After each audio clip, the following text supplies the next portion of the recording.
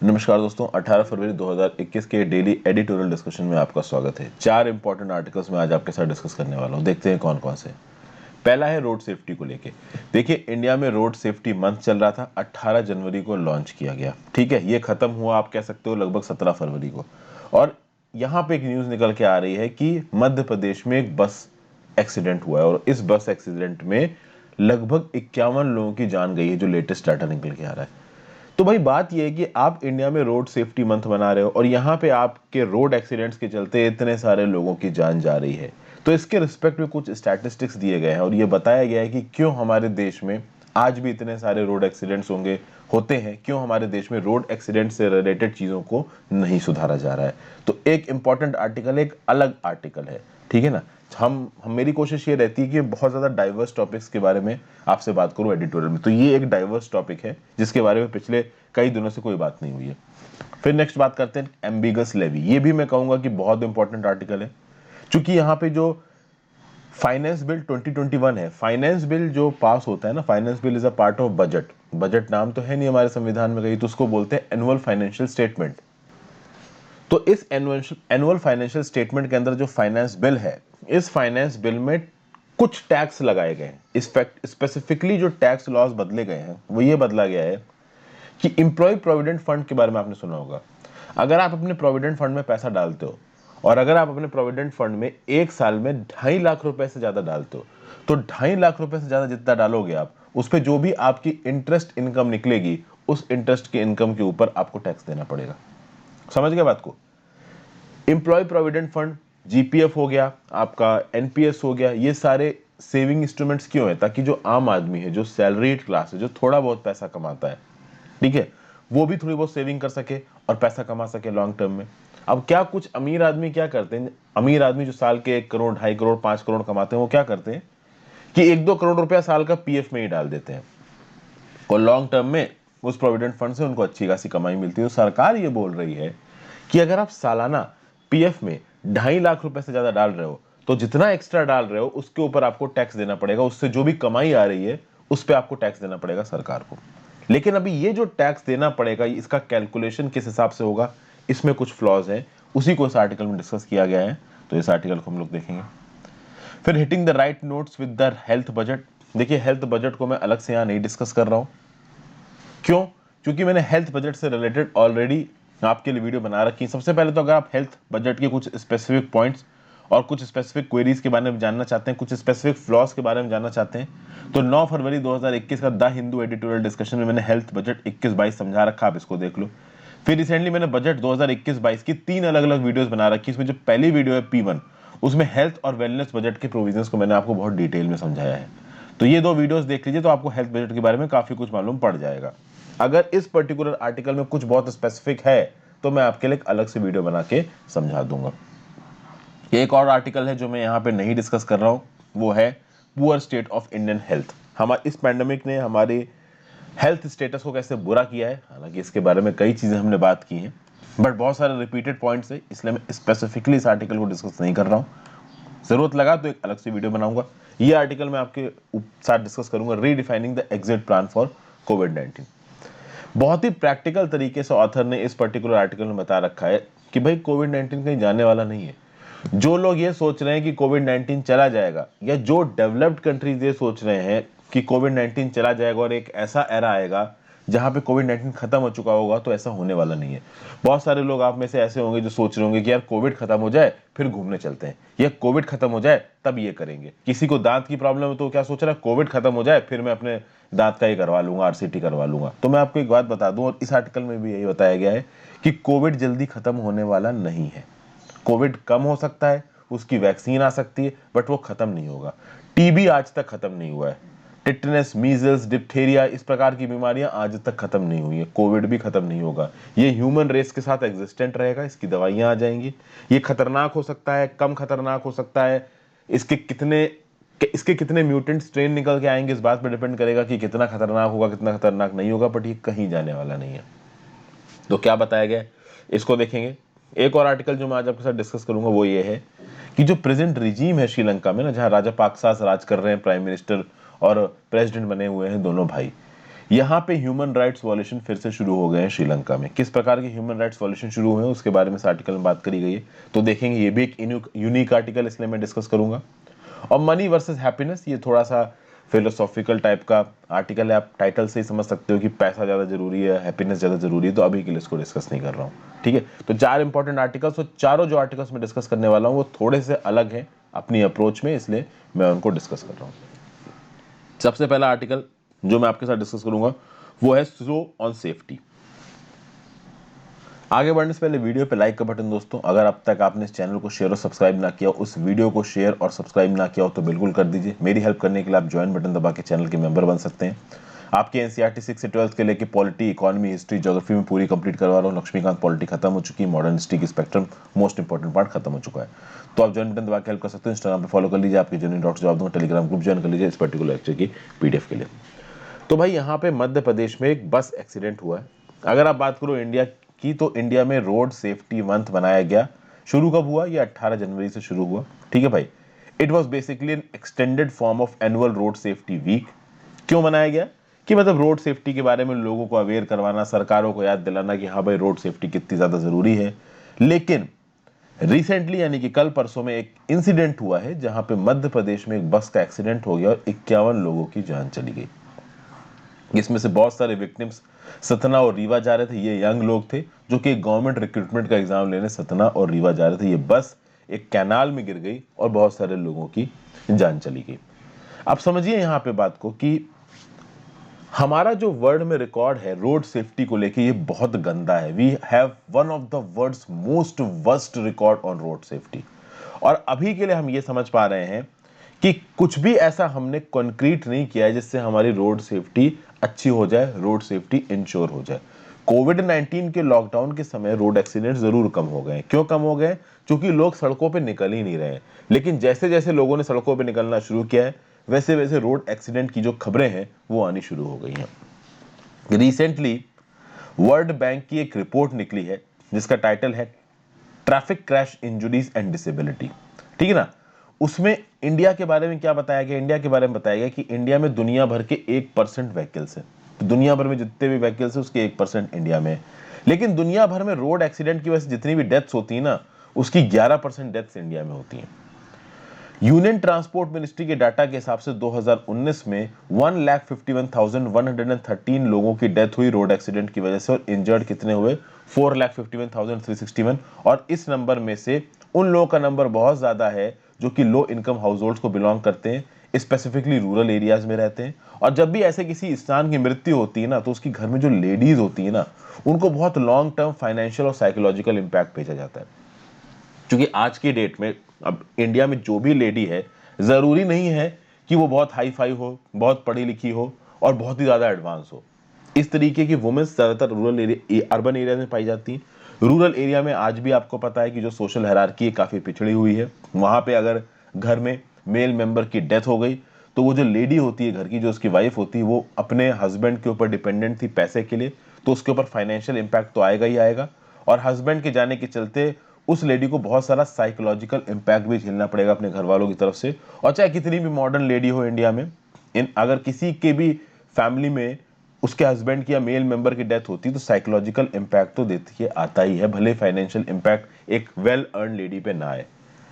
तो जब इस तरीके की डेथ्स होती है ना, चाहे आदमी की डेथ हो चाहे औरत की डेथ हो, उसके जो काउंटर पार्ट है उस पर भी फर्क आता है, उसकी जो फैमिली है उस पर भी फर्क आता है। तो ये सारे इंपैक्ट भी हैं रोड एक्सीडेंट्स के, जिसका हमें ध्यान देना है, लेकिन ध्यान दिया नहीं जा रहा है। हमारी जो परफॉर्मेंस है रोड सेफ्टी को लेके, दैट इज वेरी क्रिंज वर्दी परफॉर्मेंस। और इससे क्या इफेक्ट होते हैं? इससे इफेक्ट होते हैं fundamental right to life of an average citizen. तो इसके लिए हमको इंटेंसिव मेजर्स लेने हैं और इस कार्नेज को खत्म करना है। जी हाँ, यहाँ पे रोड एक्सीडेंट को कार्नेज का नाम दिया है। लेकिन प्रॉब्लम यह है कि केंद्र की सरकार और राज्य की सरकार ना पूरी तरीके से प्रिपेयर्ड है और ना ही प्रॉपर स्टेप्स ले रहे हैं इस प्रकार की चीजों को ठीक करने के लिए। वो इंक्रीमेंटल स्टेप्स ले रहे हैं, मतलब ग्रेजुअल स्टेप्स ले रहे हैं, धीरे धीरे स्टेप ले रहे हैं। कोई रेवोल्यूशनरी डिसीजन, कोई रिवोल्यूशनरी स्टेप हमारी सरकारों के द्वारा नहीं लिया जा रहा है इस प्रॉब्लम को सॉल्व करने के लिए। अभी जब रिसेंटली मध्य प्रदेश का बस एक्सीडेंट हुआ, तो क्या बोला गया? बोला यह गया कि मैजिस्ट्रियल इंक्वायरी होगी, ये पता किया जाएगा कि एक्सीडेंट हुआ क्यों। जबकि होना यहाँ पे क्या चाहिए, यहाँ पे टेक्निकल इन्वेस्टिगेशन होना चाहिए जो सेफ्टी एक्सपर्ट्स करें, यानी सेफ्टी एक्सपर्ट्स को बुलाइए, एक टेक्निकल इन्वेस्टिगेशन करवाइए, आप देखिए कि एक्सीडेंट हुआ क्यों, और उसके बाद ये जो टेक्निकल इन्वेस्टिगेशन की टीम जो भी राय देगी उस राय के हिसाब से आगे आने वाले समय में आप इस तरीके के एक्सीडेंट से रोको, ये प्रॉपर तरीका होना चाहिए। लेकिन शायद कहीं ना कहीं इस तरीका को सरकारें खुद अवॉइड करती हैं, क्योंकि कहीं ना कहीं सरकारें और एक्सपर्ट्स ये बात जानते हैं कि कहीं ना कहीं हमारी सरकारों को भी पता है कि ये एक्सीडेंट्स क्यों हो रहे हैं, बट उन कारणों को सॉल्व करने के लिए एक बहुत ही स्ट्रांग पॉलिटिकल विल चाहिए। और राज्य की सरकारें, जहां पे पॉपुलिज्म, जहां पे वोट खींचना राज्य की सरकारों के लिए बहुत ज्यादा जरूरी है, इस प्रकार के स्ट्रांग एक्शंस वो नहीं लेते हैं। रिसेंटली अगर आप बात करो तो हमारे union transport minister Nitin Gadkari साहब ने रोड सेफ्टी के लिए कैंपेन किया। और अगर आप मोटर व्हीकल अमेंडमेंट एक्ट 2019 की बात करिए तो बहुत सारे ऐसे प्रोविजंस थे मोटर व्हीकल अमेंडमेंट एक्ट 2019 में जो सच में इन एक्सीडेंट्स को रोक सकते थे, चीजें अच्छी कर सकते थे। लेकिन मोटर व्हीकल अमेंडमेंट एक्ट 2019 के प्रोविजंस को बहुत सारे स्टेट्स ने ठीक से अडॉप्ट ही नहीं किया है। Motor vehicle amendment act of 2019 में बात की जाएगी कि भाई जीरो टॉलरेंस रूल इन्फोर्समेंट, मतलब कि रोड सेफ्टी को लेके कोई भी टॉलरेंस नहीं रखा जाएगा। अगर कोई भी पर्सन रोड सेफ्टी के रूल्स को वायलेट कर रहा है उसके अगेंस्ट फाइन लगाए जाएंगे, उसके ऊपर एक्शन लिया जाएगा। लेकिन इन रूल्स को ग्राउंड लेवल पे इंप्लीमेंट कौन करेगा? Motor vehicles amendment act of 2019 के रूल्स को अगर इंप्लीमेंट करना है तो स्टेट गवर्नमेंट्स को इनको इम्बाइब करना पड़ेगा अपने लेजिस्लेशन में, पहला स्टेप। दूसरा, स्टेट गवर्नमेंट का जो ट्रैफिक डिपार्टमेंट और पुलिस डिपार्टमेंट उसको ऑन ग्राउंड उन रूल्स को इंप्लीमेंट करना पड़ेगा, और वो हो नहीं पा रहा है। तो अगर आप 2019 का डाटा देखिए तो इंडियन हाईवेज पे जो एक्सीडेंट्स हुए हैं ना, केवल 5% एक्सीडेंट्स में 61% लोगों की जान गई है। मतलब ओवरऑल एक्सीडेंट के चलते यहां पे क्या बताया जा रहा है, इंडियन हाईवेज के रिस्पेक्ट में क्या बताया जा रहा है कि ओवरऑल अगर 100 डेथ्स हुई एक्सीडेंट्स में तो हाईवे पे 5% एक्सीडेंट के चलते 61 डेथ्स हुई है। मतलब इन 100 में से 61, तो ओवरऑल एक्सीडेंट्स के चलते अगर 100 डेथ्स हो रही है तो 61% डेथ्स से केवल 5% एक्सीडेंट्स के चलते चल रही है। और इन 5% एक्सीडेंट्स को रोका जा सकता था अगर रोड सेफ्टी नॉर्म्स को प्रॉपर तरीके से इंप्लीमेंट किया जाता, बट वो इंप्लीमेंट नहीं किया गया। क्या किया जा सकता है? देखिए, पहले ही बोला जा चुका है कि नेशनल रोड सेफ्टी बोर्ड बनाना है, लेकिन नेशनल रोड सेफ्टी बोर्ड नहीं बनाया गया है। केंद्र सरकार को एक टाइमलाइन ऑपरेशनलाइज करनी चाहिए नेशनल रोड सेफ्टी बोर्ड की, बट प्रॉब्लम यह है कि नेशनल रोड सेफ्टी बोर्ड में स्टेट गवर्नमेंट्स का पार्टिसिपेशन होना चाहिए, और स्टेट गवर्नमेंट्स कहीं ना कहीं उसमें उस लेवल पे पार्टिसिपेट नहीं कर रही हैं। नेशनल रोड सेफ्टी बोर्ड्स के लिए जो ड्राफ्ट रूल्स थे वो दिसंबर लास्ट ईयर में ही सर्कुलेट कर दिए गए थे। ठीक है ना भाई? यहां पे नेशनल रोड सेफ्टी बोर्ड क्या करेगा? To lay down engineering standards and complaint procedures that will help citizens hold states to account. यानी नेशनल रोड सेफ्टी बोर्ड जब बैठेगा तो ये देखेगा कि भाई जो भी सड़कें हैं उनमें किस प्रकार के इंजीनियरिंग स्टैंडर्ड्स का इस्तेमाल हुआ है। अगर कंप्लेन आ रही है किसी रोड एक्सीडेंट्स में लेके तो उसमें कौन रिस्पॉन्सिबल है। तो अगर नेशनल रोड सेफ्टी बोर्ड बन जाता है तो ये national road safety board citizens के प्रति जो स्टेट गवर्नमेंट की अकाउंटेबिलिटी है, जो सरकार की अकाउंटेबिलिटी, उसको इंश्योर कर सकता है। लेकिन अनफॉर्चुनेटली अब तक national road safety board operationalise ही नहीं हुआ है। बहुत जरूरी है इसको ऑपरेशनलाइज करना। ठीक है भाई? उसके बाद जो भी रोड सेफ्टी के नॉर्म्स हैं, रूल्स हैं, उनका वायलेशन होता है और ट्रांसपोर्ट डिपार्टमेंट उनको बहुत लीनियंटली ले रहा है। ठीक है भाई?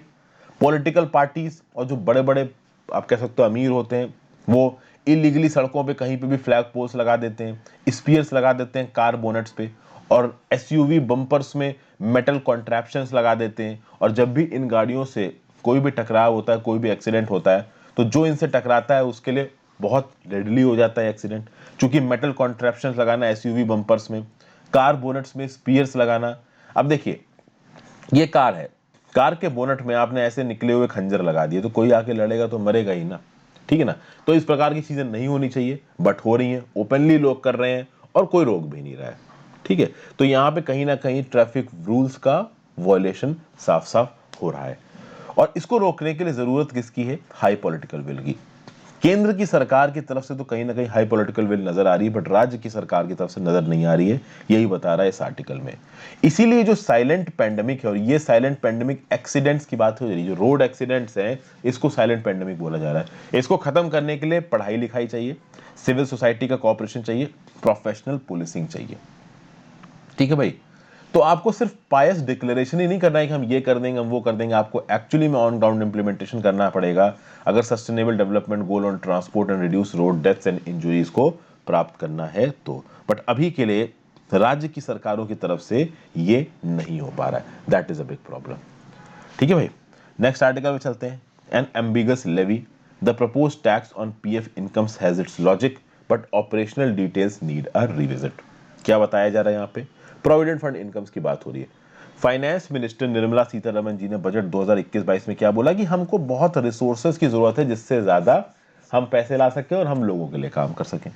इसलिए फाइनेंस बिल 2021 के थ्रू एक इनकम टैक्स लॉ बदला गया और यह बोला गया कि वो लोग जो अपने प्रोविडेंट फंड में एक साल से 2.5 लाख से रुपया ज्यादा डालते हैं और उस एक्स्ट्रा रुपए डालने के चलते उनके पास जो भी इंटरेस्ट इनकम आएगी उस इंटरेस्ट इनकम के ऊपर इनकम टैक्स लगाया जाएगा विद इफेक्ट फ्रॉम 1 अप्रैल 2021। ये बोला निर्मला सीतारमण जी ने। और लॉजिक क्या दिया गया यहाँ पे स्टेप का? लॉजिक सिंपल है। लॉजिक सिंपल ये है कि कुछ एम्प्लॉयज ऐसे हैं जो बहुत ज्यादा पैसा डाल रहे हैं अपने प्रोविडेंट फंड के अकाउंट्स में और टैक्स फ्री इनकम पा रहे हैं। रेवेन्यू डिपार्टमेंट का ये बोलना है कि भैया जो टॉप के लार्जेस्ट एम्प्लॉयज है ना पीएफ अकाउंट वाले, इन टॉप के लार्जेस्ट पीएफ अकाउंट के एम्प्लॉयज का जो कंबाइंड बैलेंस है इनके पीएफ अकाउंट में वो 2000 करोड़ रुपए है। अब बात यह है कि ये जो सोशल सिक्योरिटी स्कीम चलाई गई प्रोविडेंट फंड की, फॉर्मल सेक्टर वर्कर्स के लिए चलाई गई, कहीं ना कहीं उन लोगों के लिए चलाई गई जो बहुत ज्यादा पैसा नहीं कमाते हैं, बुढ़ापे के लिए किसी और चीज के लिए पैसा सेव कर रहे हैं, तो थोड़ा थोड़ा करके उन्होंने पीएफ में डाला। अब मान लीजिए कोई एक ऐसा पर्सन है जो साल में करोड़ रुपया पीएफ में डाल रहा है, जिसके पास इतना पैसा है कि वो साल में करोड़ रुपया पीएफ में डाल सकता है, वो कोई गरीब आदमी तो है नहीं। और ये जो सेविंग इंस्ट्रूमेंट्स हैं ये नॉर्मल आदमी, गरीब आदमी या अपर मिडिल क्लास तक के लिए चालू किए गए, सरकार के लॉजिक है। तो सरकार बोल ये रही है कि अगर आप एक साल में 2.5 लाख से रुपए ज्यादा डालोगे पीएफ में, तो जो 2.5 लाख से एक्स्ट्रा रुपए आपने डाले हैं उसके ऊपर आपकी जो भी इंटरेस्ट इनकम आएगी आपको टैक्स देना पड़ेगा। ये साफ यहां पे सरकार ने बोल दिया है। देखा जाए तो पूरी तरीके से ये स्कीम गलत नहीं है बट पूरी तरीके से सही भी नहीं है। क्यों सही नहीं है? क्योंकि यहां पे आपने जो थ्रेशोल्ड रखा है वो थ्रेशोल्ड गड़बड़ है। आपने ये बोला कि भाई 2.5 लाख से रुपए ज्यादा अगर आपने डाल दिए पीएफ अकाउंट में तो एक्स्ट्रा इनकम के ऊपर आपको इनकम टैक्स देना पड़ेगा। इस हिसाब से अगर कोई एक ऐसा पर्टिकुलर पर्सन है जो 21,000 रुपए प्रति महीने पीएफ में डाल रहा है, तो 21,000 इंटू 12 कितना होता है? 2,52,000। तो 2,52,000 मतलब कि वो 2.5 लाख के ब्रैकेट के ऊपर चला गया। तो एक्स्ट्रा 2,000 रुपए में जो भी इंटरेस्ट इनकम आएगी तो उसको देखना पड़ेगा। तो एक इंसान मान लीजिए, एक एजम्पशन लेते हैं कि 1 लाख रुपए प्रति महीना कमा रहा है या 1.5 लाख रुपए प्रति महीना कमा रहा है, तो 1 लाख रुपए प्रति महीने कमाने वाला आदमी और 1.5 लाख रुपए प्रति महीने कमाने वाला आदमी आराम से 30 से 40,000 रुपए पीएफ में डाल सकता है अपने महीने में, अगर वो डालना चाहे तो ऑब्वियस ही बात है वो 2.5 लाख के ब्रैकेट के ऊपर चला जाएगा। तो ऐसे केसेस में जो उसकी इंटरेस्ट इनकम होगी वो टैक्सेबल हो जाएगी, 2.5 लाख से ऊपर है जितनी। तो यहां पे ऑथर ये बोलने की कोशिश कर रहे हैं कि जो इनकम आपने 2.5 लाख की जो लिमिट रखी है ये सही नहीं है, इस लिमिट को आपको थोड़ा ज्यादा रखना चाहिए था। ठीक है ना? ये सिंपल लॉजिक है। मतलब 2.5 लाख का थ्रेशोल्ड रखना सही नहीं है। ये थ्रेशोल्ड ज्यादा रखा जाता, 4 लाख या 5 लाख रखा जाता तो थोड़ा सही होता। 2.5 लाख आपने थोड़ा कम ही रख दिया थ्रेशोल्ड यहाँ पे। एक बात तो ऑथर यहाँ पे ये बोल रहा है। दूसरा बात ये बोल रहा है कि लास्ट साल का जो बजट था वहां पे सरकार ने 7.5 लाख रुपए की लिमिट रखी थी। मतलब एक पर्सन को अगर मैक्सिमम एग्जेम्पशन लेना है साल भर में तो वो एम्प्लॉय प्रोविडेंट फंड में 2.5 लाख रुपए डाल सकता है, नेशनल पेंशन स्कीम में 2.5 लाख डाल सकता है, सुपर एनुएशन फंड्स में 2.5 लाख डाल सकता है। हालांकि ये 7.5 लाख की जो लिमिट रखी गई थी पिछले साल के बजट में ईपीएफ, एनपीएस और सुपर एनुएशन फंड्स को मिला के वो अब तक लागू नहीं की गई, उसके लिए अभी तक रूल्स नोटिफाई नहीं किए गए। तो इसके रिस्पेक्ट में जब रूल्स आएंगे तब मैं इसको आपको एलैबोरेट करूंगा, अभी इसके बारे में बात मत करिए। ये जो ईपीएफ जीपीएफ वाली जो कमाई होती है ना, इसको सरकार बहुत लंबे समय से टैक्स करने की कोशिश कर रही है। ठीक है ना? सरकार का ये बोलना है कि प्रोविडेंट फंड की इनकम्स का अमीर फायदा उठा के गलत तरीके से टैक्स लेते हैं। इसलिए 2016-17 के बजट में सरकार ने बोला कि भैया 60% of employ provident fund balances को टैक्स किया जाएगा। तो जब ये ईपीएफ बैलेंसेस है ना, 60% ईपीएफ बैलेंसेस जब आप विड्रॉ करोगे, विड्रॉ करने के समय पे उसके ऊपर टैक्स लगाया जाएगा। अब एम्प्लॉय प्रोविडेंट फंड में जो पैसा आता है ना, वो बहुत सारे सैलरीड क्लास का पूरी जिंदगी का कमाया हुआ, सेव किया हुआ पैसा होता है। इसके ऊपर अगर आप टैक्स लगाओगे तो बैकलैश तो आएगा ही, लोग गुस्सा तो होंगे ही। तो जब बहुत ज्यादा गुस्सा हुआ तो सरकार बैक ट्रैक कर गई। समझ गए अगर आप बात को? अभी के लिए अगर एनपीएस इन्वेस्टमेंट आपने कर रखी है 2.5 लाख की, तो उस पर आपको इनकम टैक्स एग्जेम्पशन पूरा मिल रहा है। लेकिन अगर आपकी जीपीएफ इनकम ज्यादा है 2.5 लाख से तो उसके ऊपर भी आपको टैक्स देना है। तो अभी के लिए पीएफ इनकम और जीपीएफ इनकम अगर आपके ऊपर जा रही है 2.5 लाख के तो आपको टैक्स देना है। एनपीएस जो 2.5 लाख है उस पे अभी के लिए टैक्स नहीं लगाया गया 2.5 लाख के ऊपर। तो अभी के लिए नियम कानून क्या बोल रहे हैं? नियम कानून ये बोल रहे हैं कि जीपीएफ में अगर आपने पैसा डाल रखा है 2.5 लाख से ऊपर का तो आपको एक्स्ट्रा टैक्स देना पड़ेगा। पीएफ में भी ये स्कीम लागू कर दी गई। एनपीएस इन्वेस्टमेंट अगर आपकी 2.5 लाख से ज्यादा की है 1 साल की तो उस पर अभी के लिए आपको टैक्स नहीं देना, उससे जो भी इंटरेस्ट इनकम आप कमा रहे हो। ठीक है, एनपीएस, जीपीएफ, पीएफ ये सब क्या है? ये सब आपके सेविंग इंस्ट्रूमेंट्स हैं। ठीक है भाई, अब आगे देखिए क्या बोला जा रहा है। Tax treatment inequity beyond between India's limited retirement saving instruments aside, employees and employers have some serious doubts on the implementation. The words in a previous year for one suggest this will be a type of a retroactive tax, taxing future incomes even on past year contributions of over 2.5 lakh. बोला क्या जा रहा है यहाँ पे? बोला ये जा रहा है कि शुरुआत में दोस्तों मैंने आपको ये बताया था, सबसे पहला अगर आप ध्यान दीजिए क्या लिखा हुआ है यहाँ पे, provident fund accounts arising out of employees contribution exceeding 2.5 lakh in a previous year in that fund on और आफ्टर 1 अप्रैल 2021। यानी 1 अप्रैल 2021 से 1 साल पहले यानी पिछले फाइनेंशियल ईयर में अगर आपने अपने पीएफ में 2.5 लाख रुपया से ज्यादा डाला है तो उसके ऊपर की इंटरेस्ट इनकम आपको देनी पड़ेगी। मतलब यहाँ पे जो टैक्स का इम्पोजिशन हो रहा है ये रेट्रोस्पेक्टिव हो रहा है, मतलब पीछे से हो रहा है। तो 1 अप्रैल 2021 से भले वो इफेक्टिव है लेकिन इससे 1 साल पहले आपने अपने पीएफ में जितना भी पैसा 2.5 लाख रुपए से एक्स्ट्रा डाला है उसके ऊपर जो भी आपके पास इंटरेस्ट इनकम आ रही है आपको टैक्स देना पड़ेगा। तो सबसे पहला डर लोगों को क्या है? सबसे पहला डर लोगों को यह है कि भाई यहाँ पे रेट्रोस्पेक्टिव टैक्सेशन के चांसेस हैं। आगे आने वाले समय में हो सकता है कि ये जो रिटायरमेंट सेविंग इंस्ट्रूमेंट्स हैं इसके ऊपर रेट्रोस्पेक्टिव टैक्स लगा के सरकार पहले जो आपने पीएफ में या जीपीएफ में और या हो सकता है आगे आने वाले समय में एनपीएस सरकार ले आती है, हो सकता है अगले बजट में सरकार ये बोल दे कि 2.5 लाख रुपए ज्यादा अगर तुमने एनपीएस में डाला है तो उसके ऊपर जो इनकम होगी उस पर भी टैक्स दोगे। हालांकि प्रॉब्लम ये है कि जो पीएफ, एनपीएस और इन सब का जो आपका इंटरेस्ट इनकम है ना, ये इंटरेस्ट इनकम अभी आपके हाथ में नहीं आ रही है, ये आपके अकाउंट में जा रही है। आपके हाथ में 100 रुपए आया तो आप 15% इनकम टैक्स दे दो, 30% इनकम टैक्स दे दो, बात अलग है। समझ गया बात को? तो यहां पे टैक्स ट्रीटमेंट इनइक्विटी हो रही है। अगर आप ये चाहते हो कि जो सुपर रिच हैं सिर्फ वो लोग इस तरीके की पीएफ, जीपीएफ और एनपीएस के टैक्स एग्जेम्पशन का फायदा उठा ले तो आपको अपने जो थ्रेशोल्ड है वो बहुत ऊपर रखने पड़ेंगे।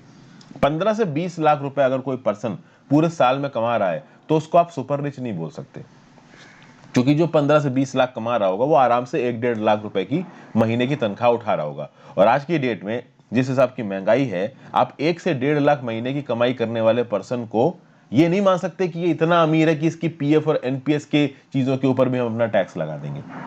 तो कुल मिला के यहाँ पे लोगों के अंदर डर है। पहला डर तो ये है कि ये जो रिटायरमेंट सेविंग वाली स्कीम है इसके ऊपर रेट्रोस्पेक्टिव टैक्सेस लगाए सकते हैं, पहले के टैक्सेस लगाए सकते हैं, जैसे पीएफ पे पिछले साल वाले पे भी टैक्स लगाया जाएगा। दूसरी बात, इन टैक्सों को आप दोगे कैसे? यहां पे ये बात लिखी हुई है, it is also not clear when and how the tax is to be paid. अगर आप बात करो सीबीडीटी के चीफ की, तो सीबीडीटी के चीफ का क्या बोलना है? सीबीडीटी के चीफ का ये बोलना है कि जब लोग अपने एनुअल टैक्स रिटर्न फाइल करते हैं उस एनुअल टैक्स रिटर्न में ये इनकम शो कर सकते हैं। मतलब अगर आपकी पीएफ में आपने पहले इन्वेस्टमेंट कर रखे हैं 2.5 लाख से ज्यादा के और उस 2.5 लाख से ज्यादा वाली इन्वेस्टमेंट पे अगर आपको कुछ इंटरेस्ट इनकम दिखती है तो वो इनकम आप अपने एनुअल टैक्स रिटर्न में दिखा दो और उसका टैक्स भर दो। अब अगर आप बात करो जीपीएफ की, ठीक है ना भाई, तो जीपीएफ के जो मेंबर्स हैं उनका जो इंटरेस्ट रेट होता है वो इंटरेस्ट रेट हर क्वार्टर पे डिक्लेयर किया जाता है।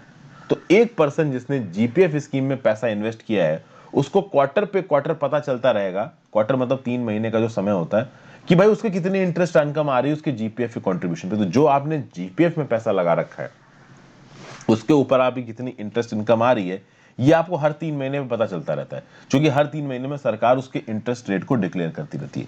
लेकिन जो पैसा ईपीएफ में पड़ा हुआ है, एम्प्लॉय प्रोविडेंट फंड में पड़ा हुआ है, उसके बारे में आपको पता नहीं चल पाता है, क्योंकि एम्प्लॉय प्रोविडेंट फंड के इंटरेस्ट रेट्स बहुत लेट डिक्लेयर होते हैं और पैसा मिलता भी जो इन्वेस्टर्स हैं उनको बहुत बाद में है।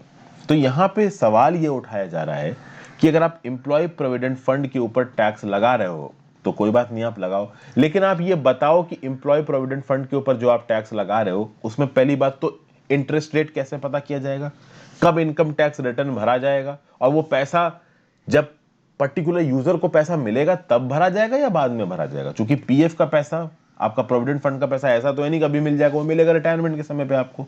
समझ के बाद, तो क्या रिटायरमेंट के समय पे टैक्स दिया जाएगा, और क्या उस समय पे टैक्स दिया जाएगा तो विद इंटरेस्ट दिया जाएगा, क्योंकि अगर आपने इनकम टैक्स देने में देर की है तो सरकार को आपको इंटरेस्ट भी देना पड़ेगा। तो कुछ इस प्रकार की चीजें हैं यहाँ पे। एनपीएस में एक लिमिट से ज्यादा अगर आपने इन्वेस्टमेंट कर रखी है, अभी के लिए उससे जो कमाई आएगी उसको टैक्स नहीं किया गया। जीपीएफ से आई हुई कमाई को और पीएफ से आई हुई कमाई को यहाँ पे सरकार टैक्स कर रही है। तो अगर आप टैक्स कर रहे हो तो क्लैरिफाई करिए अपने रूल्स के थ्रू, ठीक है, कि ये टैक्स कब, कैसे, कहां, किस इंटरेस्ट रेट पे लगाना है, कब भरना है सरकार के पास। ये बात यहां पे क्लैरिफाई करनी जरूरी है। तो बस यही बोला जा रहा है कि सेंटर का ये जो टैक्टिक्स है कि प्रोविडेंट फंड में एक लिमिट से ज्यादा की जो सेविंग्स है उसको हम टैक्स करेंगे, ये बात बिल्कुल सही है, ताकि अमीर लोग यहां पे इन्वेस्टमेंट ना करने लगे। लेकिन आपको अरिथमेटिक और ऑपरेशनल डिटेल्स देने पड़ेंगे।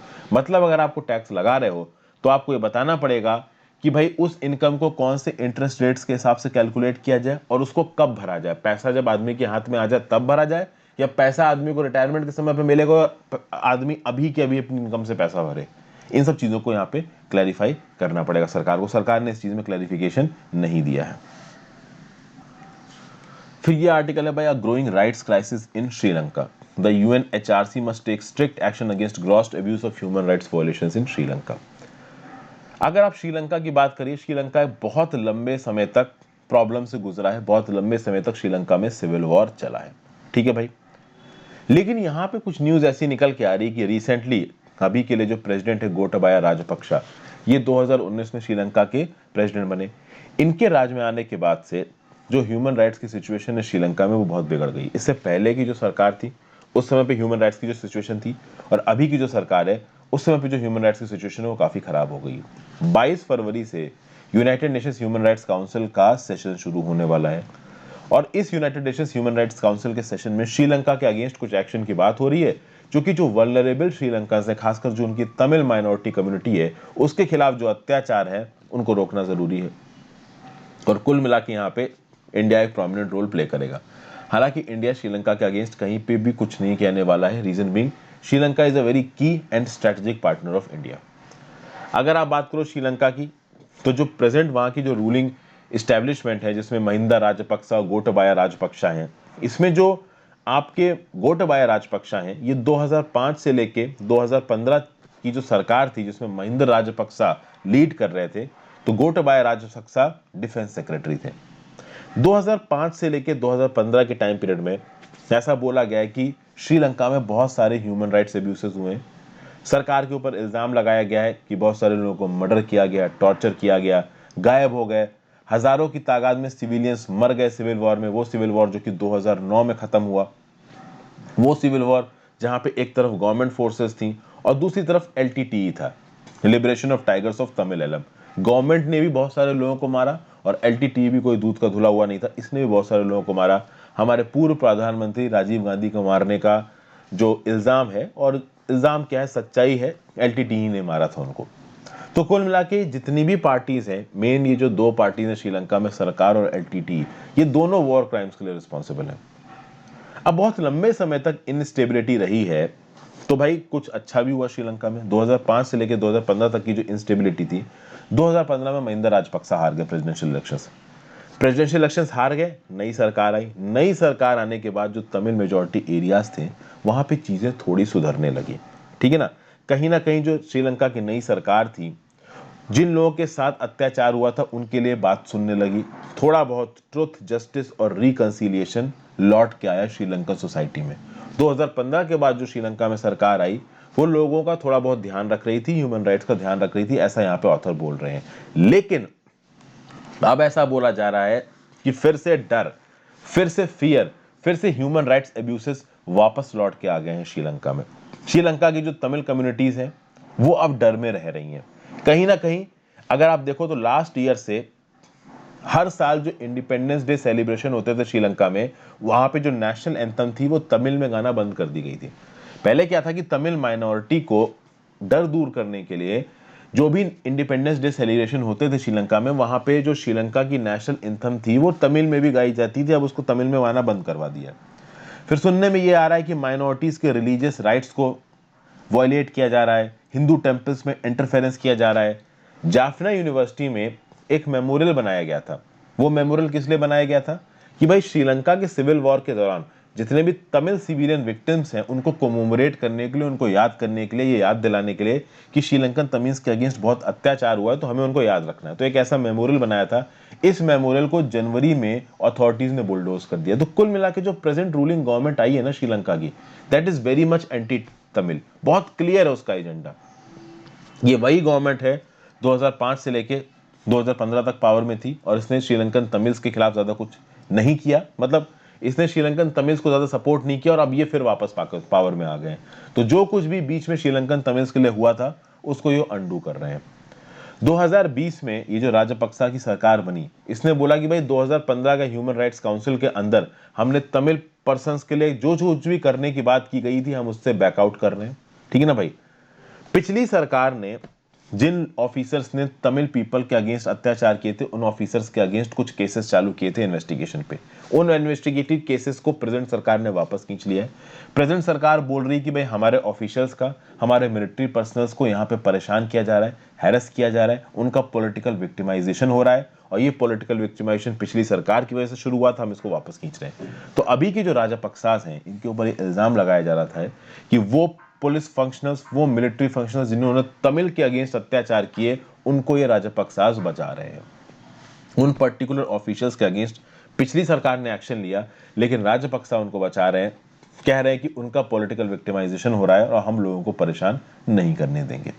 तो राजपक्सा सीधे सीधे यहां पे एंटी तमिल होते हुए नजर आ रहे हैं श्रीलंका के अंदर। As simple as that.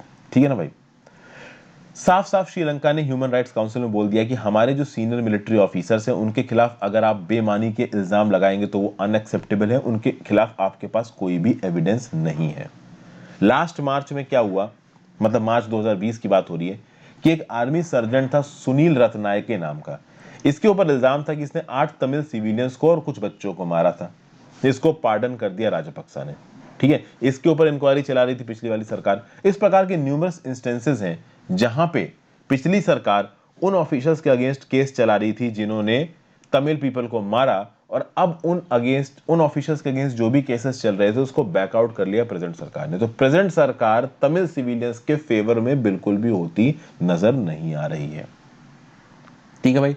2012 से ही human rights council involve Sri Lanka के साथ अकाउंटेबिलिटी लाने के लिए, रिकंसिलिएशन लाने के लिए। ये अकाउंटेबिलिटी देने में शायद श्रीलंका अब उतना ज्यादा इंटरेस्टेड नहीं है। इससे जस्टिस रुकेगा। श्रीलंका की एक बहुत बड़ी वुल्नरेबल माइनॉरिटी कम्युनिटी है तमिल कम्युनिटी। उस तमिल कम्युनिटी के अगेंस्ट जो भी अत्याचार हुए हैं, अगर उस अत्याचार की अकाउंटेबिलिटी नहीं होगी, उनको इज्जत नहीं दी जाएगी, तो आगे आने वाले समय में पहले की सिविल वॉर जैसी कंडीशंस वापस आ सकती हैं। ये सब बता रहे हैं south Asia director of human rights watch. तो श्रीलंका में जो कुछ भी हो रहा है, जिस तरीके से श्रीलंका में आज भी ह्यूमन राइट्स अब्यूसेस हो रहे हैं, उसके बारे में ऑथर ने यहाँ पे बता रखा है। प्रॉब्लम दोस्तों ये है कि इस चीज को ज्यादा कवर नहीं किया जाएगा इंडिया में। इंडिया में इस चीज को ज्यादा कवर इसलिए नहीं किया जाएगा क्योंकि इस समय पे अगर आप बात करो तो Sri Lanka is a very strategic partner of India. Sri Lanka वैसे ही इंडिया को ईस्ट कंटेनर टर्मिनल प्रोजेक्ट से निकाल चुका है, कोलंबो से। तो इंडिया कैसे ना कैसे करके श्रीलंका के साथ दोस्ती बनाने की कोशिश कर रहा है, क्योंकि इंडिया को ऐसा लगता है कि चाइना जरूरत से ज्यादा ताकतवर हो रहा है श्रीलंका में। तो श्रीलंका एक वेरी स्ट्रेटेजिक पार्टनर बन के उभरा है इंडिया का। तो इस तरीके की ह्यूमन राइट्स जो भी इश्यूज हैं वहां पे मोस्ट प्रोबेबली इंडिया श्रीलंका को कुछ बोलने वाला नहीं है। आगे बात करते हैं redefining the exit plan of कोविड-19 and ever evolving virus and socio economic disparities render the goal of elimination infeasible. कोविड-19 का ऑन स्लॉट चल रहा है, ये हम जानते ही हैं भाई। हालत खराब है। दुनिया इंतजार कर रही है कि कुछ रिस्पाइट मिलेगा। इंडिया में कुछ रिस्पाइट मिला है, लेकिन रिस्पाइट मिला है, फुल स्टॉप नहीं हुआ है। वायरस आज भी फैल रहा है, और हमेशा इस बात का डर है कि ये और लीथल हो सकता है, और खतरनाक हो सकता है। अभी के लिए ये वायरस कितना खत्म होगा ये लोगों की इम्यूनिटी पे डिपेंड करेगा। अगर आप बहुत ही ज्यादा फिट हो, आपका इम्यून सिस्टम स्ट्रांग है, आप तुरंत वायरस को हरा दोगे। और किसी का इम्यून सिस्टम कमजोर है, उसके अंदर वायरस म्यूटेट करके कोई अलग ही फॉर्म ले सकता है। N501Y, 484K, ये सब नए म्यूटेटेड फॉर्म्स है। साउथ अफ्रीका का, ब्राजील का, इंग्लैंड का, एक से एक म्यूटेटेड विरुलेंट वर्जन घूम रहे हैं इस वायरस के। तो आगे आने वाले समय में ये बात तो देखिए तय है कि ये वायरस तो ह्यूमंस के साथ ही रहने वाला है। किस फॉर्म में रहेगा, ये ज्यादा खतरनाक हो जाएगा, ज्यादा विरुलेंट हो जाएगा, या ये कम इन्फेक्शियस हो जाएगा, इस बात को देखना अभी बाकी है। अभी के लिए देखा जाए तो इंसिडेंस, सीवियरिटी और मोर्टेलिटी जो है कोविड-19 की वो कुछ कंट्रीज में कम है। जैसे इंडिया में उतना ज्यादा सीवियरिटी और मोर्टेलिटी नहीं रही है कोविड-19 की। उसका रीजन ये है कि हम लोग थोड़ा यंग भी हैं। कोविड-19 इंडिया में इतना इंपैक्ट क्यों नहीं मारा, इसके रिस्पेक्ट में मैंने एक वीडियो बनाई है। अगर आप स्क्रीन पे देख रहे हो तो यहाँ पे जहां पे मैं कर्सर पॉइंट आउट कर रहा हूँ, why Indians are more immune to Covid, third ICMR की survey, is the epidemic finally coming to an end. इस पर्टिकुलर वीडियो को आप देखिए जाके दोस्तों। यहाँ पे मैंने आपको बता रखा है कि क्यों कोविड-19 इंडिया में इतना खतरनाक नहीं हो रहा है, क्या इंडिया में लोग हर्ड इम्यूनिटी पे पहुंच चुके हैं, इंडिया में इतना लो डेथ रेट क्यों है कोविड-19 के चलते। उसकी एक रीजन है यंग पॉपुलेशन। और क्या इंडियंस ज्यादा इम्यून है कोविड-19 की तरफ। हम सबको पता है कि इंडिया में एक बहुत बड़ा गरीब तबका है जो कि लगातार गंदगी में रहता है। गंदगी में रहने की वजह से उसकी जो इम्यूनिटी है वो बहुत ज़्यादा बढ़ गई है। तो यूरोप और USA में रहने वाले लोगों की इम्यूनिटी के कंपैरिजन में, गंदगी के रिस्पेक्ट में बात की जाए, वायरसेस के रिस्पेक्ट में बात की जाए, तो इंडियंस की इम्यूनिटी ज़्यादा है। इसलिए शायद कोविड-19 के अगेंस्ट इंडिया ज़्यादा अच्छा लड़ पाया है। ये सब बातें यहाँ पे बताई जा रही हैं। तो कुल मिला के इस ऑथर में जो आर्टिकल बोल रहा है कि जो एलिमिनेशन स्ट्रैटेजी को अडॉप्ट किया जा रहा है पूरी दुनिया में, ये एलिमिनेशन स्ट्रैटेजी बोल लीजिए या फिर आप इसको बोल लीजिए जीरो कोविड कंट्रोल स्ट्रैटेजी, ये ज्योग्राफिकल एरिया वाइज डिवाइस की जा रही है। क्या बताया जा रहा है यहाँ पे, मतलब जो बड़ी बड़ी डेवलप्ड कंट्रीज है वो कुछ स्ट्रैटेजी अपना रहे हैं कि भाई बहुत तेजी से हम इन्फेक्शंस को जीरो पे लेके आएंगे, वायरस फ्री ग्रीन जोन्स बनाएंगे, और अगर आउटब्रेक होता है कहीं पे कोविड-19 का तो उसको प्रोएक्टिव बेसिस पे कंट्रोल करने की कोशिश करेंगे। जो डेवलप्ड कंट्रीज हैं, अमीर देश हैं, रिच कंट्रीज हैं, उन्होंने सिंपल स्ट्रेटजी बना ली है कि भाई अगर देश से वायरस को खत्म करना है तो देश के सारे लोगों को वैक्सीन दे दो। ठीक है भाई, अब यहां पे समझिए बात को। अगर आप कोविड-19 के इंपैक्ट को बाहर की दुनिया से तोड़ के अपने देश को सेफ बनाने की बात करते हो तो ज्योग्राफिकली आइसोलेटेड कंट्रीज ऐसा कर सकती हैं। जैसे अगर आप न्यूजीलैंड की बात करिए तो न्यूजीलैंड पूरी दुनिया से बहुत हद तक कटा हुआ है, चारों तरफ समंदर से घिरा हुआ है। ऑस्ट्रेलिया के साथ भी कुछ ऐसा है। तो इस प्रकार की कंट्रीज कहीं ना कहीं कोविड-19 को रोक सकती हैं, बाहर से आने वाले क्राउड को अपने यहाँ पे रोक सकती हैं। ठीक है, लेकिन कोविड-19 को पूरी तरीके से रोक पाना इम्पॉसिबल है। उसके 3 वजह यहां बताई गई हैं। पहली वजह यह है कि अगर आप अपने देश के अंदर कोविड-19 के आउटब्रेक को मान लो रोक भी ले, तो न्यूजीलैंड अपने देश के अंदर, ऑस्ट्रेलिया अपने देश के अंदर कोविड-19 के आउटब्रेक को रोक लेता है, इन्फेक्शन को रोक लेता है, चलिए कोई बात नहीं। लेकिन बाकी दुनिया में तो इन्फेक्शन फैल रहा है, इंडिया में है, US में है। अब ऑस्ट्रेलिया, चाइना और US के साथ पूरी तरीके से इकोनॉमिक रिश्ते तो खत्म हो नहीं सकता। तो कहीं ना कहीं ऑस्ट्रेलिया वाले बाहर के देशों में जाएंगे, बाहर के देश वाले ऑस्ट्रेलिया के अंदर में आएंगे, तो इन्फेक्शन का रिस्क तो देखिए रहने ही वाला है। तुम कितना भी अपने आप पे वैक्सीन दे दो, कितने भी ग्रीन जोन बना लो, there will always be a risk of infection. दूसरी बात, आप यूनिवर्सल कवरेज ऑफ वैक्सीन की बात कर रहे हैं, वेल एंड गुड, लेकिन जो नए म्यूटेटेड वर्जन आ रहे हैं, जो नए विरुलेंट स्ट्रेन्स आ रहे हैं कोविड-19 के वायरस के, ये बहुत ज्यादा डेंजरस बताए जा रहे हैं। तो आपको वैक्सीन को रेगुलरली अपग्रेड करना पड़ेगा। प्रॉब्लम यह है कि जितनी तेजी से वर्जन आएगा ना कोविड-19 का नया, उतनी तेजी से नई वैक्सीन आएंगी, इस बात की पॉसिबिलिटी बहुत कम है। तीसरा, एक प्रॉब्लम यह है ये जीरो कोविड-19 स्ट्रेटजी की कि green zones of free travel बन सकते हैं। जैसे कि फॉर एग्जांपल कल की डेट में ऑस्ट्रेलिया पूरी हद से कोरोना मुक्त हो जाता है, यूके, यूरोप पूरी तरीके से कोरोना मुक्त हो जाता है, तो ये लोग आपस में तो ट्रेवल टूरिज्म वगैरह शुरू कर देंगे। लेकिन इंडिया, पाकिस्तान जैसी कंट्रीज जहां पे कोरोना होगा, वहां के लोगों की अपने यहाँ पे एंट्री और कम कर देंगे। समझ गए आप बात को। तो ग्रीन जोन्स बन सकते हैं डेवलप्ड और रिचर कंट्रीज के, जहां पे मूवमेंट अलाउड होगा, और पुअर कंट्रीज को एक्सक्लूड कर दिया जाएगा इस नाम पे कि भाई आपके यहाँ तो कोविड-19 फैल रहा है, आपके लोगों को हम अपने देश के अंदर नहीं ले सकते। तो इसके चलते और ज्यादा सेक्लूजन और ज्यादा एलियनेशन बढ़ सकता है। अगर आप पूरी दुनिया की बात करो तो पूरी दुनिया में अगर इस वायरस को खत्म करना है तो जो करंट पेस ऑफ वैक्सीनेशन है इसको आपको बढ़ाना पड़ेगा। अब मैं आपको एक बात और बता दूं, यहां पे बहुत सही बातें बताई जा रही हैं कि बाकी बीमारियों से कंपेयर किया जा रहा है कोविड-19 को। आप मीजल्स की बात कर लीजिए, आप नियोनेटल टिटनेस की बात कर लीजिए, इनका जो वैक्सीनेशन प्रोग्राम है, एलिमिनेशन प्रोग्राम है, पिछले 20 सालों से चल रहा है। पोलियो की बात कर लीजिए, ऑलमोस्ट पूरी दुनिया में पोलियो खत्म किया जा चुका है, लेकिन आज भी अफगानिस्तान और पाकिस्तान में पोलियो है। मैटरनल और नियोनेटल टिटनेस की वजह से 80% से लेकर 100% तक केस फर्टिलिटी रेट है। 2018 में 25,000 नवजात जन्मे शिशु मर गए मैटरनल और न्यूनेटल टिटनेस की वजह से। तो सीधी सीधी बात यह है, अलग अलग इम्यूनोलॉजिस्ट का, मैक्सिमम इम्यूनोलॉजिस्ट का यही बोलना है, आगे आने वाले समय में अगर आप सोच रहे हो कि पूरी तरीके से कोविड-19 आप खत्म कर दोगे, नहीं कर पाओगे। तो कुछ चीजें यहां करने की जरूरत है। पहली बात तो आप इंक्रीज करो the current pace of vaccination. अभी के लिए जितने भी लोगों को वैक्सीन दी जा रही है, पर डे 4 गुना लोगों को वैक्सीन दी जाए। अभी के लिए 1.46 मिलियन लोगों को पर डे वैक्सीन दी जा रही है, जो कि एक साल में केवल 30% आबादी को कवर करते हैं, वो भी सिंगल डोज के साथ, डबल डोज के साथ नहीं। तो इस वैक्सीनेशन के प्रोसेस को 4.3 गुना करना है और कम से कम 64 लाख लोगों को प्रतिदिन के हिसाब से वैक्सीन देनी है, और ये फीजिबल है। इसमें पहले आप एल्डरली को दो, पर्सन्स विद कोमॉर्बिडिटीज को दो, जैसे कि इंडिया में भी वो लोग जो बीमार हैं उनको पहले वैक्सीन दी जाएगी कोविड की, वो लोग जो बूढ़े हैं उनको दी जाएगी उससे पहले, अभी के लिए हेल्थ वर्कर्स को दी जा रही। तो इन सब चीजों से आप तेज करो। उसके बाद भाई आपको ध्यान ये रखना है कि आप हमेशा याद रखिए, आगे आने वाले समय में टूरिज्म शुरू होगा। टूरिज्म के चलते लोग एक जगह से दूसरी जगह जाएंगे। जब लोग एक जगह से दूसरी जगह जाएंगे भाई, तो इन्फेक्शन तो फैलेगा ही फैलेगा। तो यहाँ पे ये जो डेवलप्ड टाइप की कंट्रीज है ना, जो कि अपने देश के अंदर ही कोविड-19 को खत्म कर देना चाहती हैं, ग्लोबली रिस्पॉन्सिबल अपने आप को नहीं बता रही हैं, इन कंट्रीज को पता होना चाहिए कि तुम अपने यहाँ पे कितना भी कोरोना कम खत्म कर दो, बाहर का आदमी अगर तुम्हारे यहाँ पे आया तो वो कहाँ से कैसे कोरोना वायरस लेके आ रहा होगा तुम पता नहीं कर पाओगे। ठीक है। इनफैक्ट अगर आप यूके जैसी कंट्रीज की बात करो, यूके ने अभी के लिए लॉकडाउन लगा रखा है, लेकिन वहां की टूरिज्म इंडस्ट्री पागल हो रही है। लंदन एक इतनी बड़ी फाइनेंशियल डिस्ट्रिक्ट है ना, टूरिज्म का हब बन गया है, इन्वेस्टमेंट बैंकिंग का हब बन गया है। लंदन और न्यूयॉर्क जैसी सिटीज में लॉकडाउन लगता है ना, पूरी की पूरी लोकल इकोनॉमी टूट सी जाती है। वहां पे लोग भड़बड़ाने लगते हैं कि भाई जल्दी खोलो, जल्दी ओपन करो। कुछ कुछ लंदन में अभी हो रहा है, न्यूयॉर्क में भी ये देखने को हमको मिला था। तो ये जो डेवलप्ड कंट्रीज हैं, कहा यह जा रहा है कि इनको अपनी अप्रोच को बदलना पड़ेगा। जो सस्टेनेबल डेवलपमेंट गोल है और यूनिवर्सल हेल्थ कवरेज के सिद्धांत को अगर यहाँ पे फॉलो करना है, तो कोविड-19 के प्रति जो लोगों का रिस्पांस है ना, वो होलिस्टिक होना चाहिए। यहाँ पे जो इंडिविजुअल रिस्पांस नजर आ रहा है ना, कि कंट्री अपना अपना देख रही है, उससे काम बन नहीं पाएगा। यहाँ पे ये जो जीरो कोविड-19 की स्ट्रेटजी है ना आपके अपने देश के अंदर की, वो चल नहीं पाएगी। आपको वर्ल्ड को एक ग्लोबल विलेज मान के चलना पड़ेगा, तो ही एलिमिनेट कर पाओगे। तो ये था आज का एनालिसिस दोस्तों। आई होप आपको कुछ ना कुछ सीखने को मिला होगा। अपने व्यू पॉइंट्स नीचे कमेंट बॉक्स में जरूर दीजिएगा, वीडियो को लाइक और शेयर कर दीजिएगा। Have a great day, good bye.